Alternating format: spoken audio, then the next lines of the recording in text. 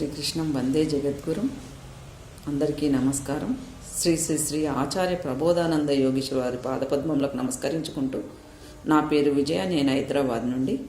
ఇప్పుడు నిగుడ తత్వార్థ బోధిని గ్రంథం నుండి వేమన భగవాన్ చెప్పిన 40వ పద్యం చెప్తున్నాను. ఉప్పు లేని కూర ఒప్పది రుచులకు, పప్పు లేని తిండి ఫలము లేదు, అప్పు లేని వాడే అధిక సంపన్నుడు, విశ్వదాభిరామ వినురవేమ.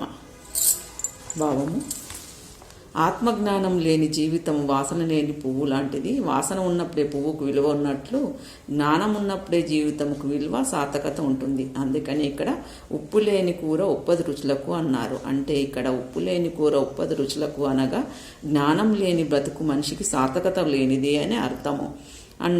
అంటే పప్పు లేని తిండి ఫలము లేదు అనగా పప్పుకు ఉప్పు తోడైనప్పుడే రుచితో పాటు బలం కలిగినట్లు, జ్ఞానము తెలుసుకొని ఆచరించినప్పుడే ఫలితము ఉంటుంది, లేకపోతే ఫలితం లేదు అని అర్థం. అలాగే జ్ఞానము ఆచరణ కలిగిన వాడు ఆత్మజ్ఞానంను సంపాదించుకొని కర్మను కాల్చుకును. అందువలన కర్మను అప్పుగా చెప్పుచున్నారు ఇక్కడ. అంటే కర్మ ఉంటేనే జన్మ ఉంటుంది, జన్మ ఉంటేనే కర్మ ఉంటుంది. కాబట్టి జ్ఞానము మరియు ఆచరణ వలన కర్మశేషం లేకపోతే పరమాత్మయందు ఐక్యమవ్వగలడు. అందుకని ఇక్కడ అప్పు లేనివాడు అధిక సంపన్నుడు అన్నారు.